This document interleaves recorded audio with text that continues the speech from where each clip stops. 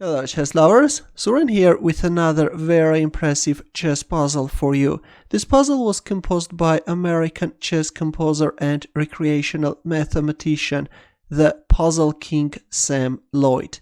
White to move and mate in 4. You can pause the video and try to find a solution.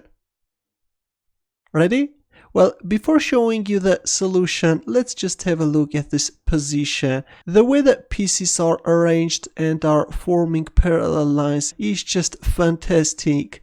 Yes, Samuel Loyd definitely had a very creative mind.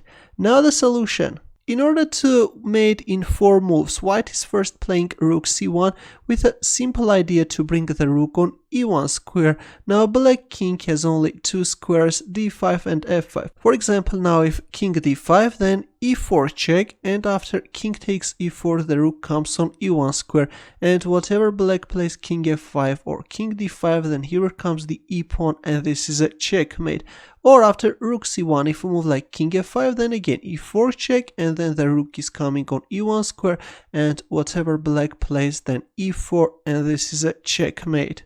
A very impressive and entertaining chess puzzle, I think. Thanks for watching, and if you have any questions, don't hesitate to leave your comments.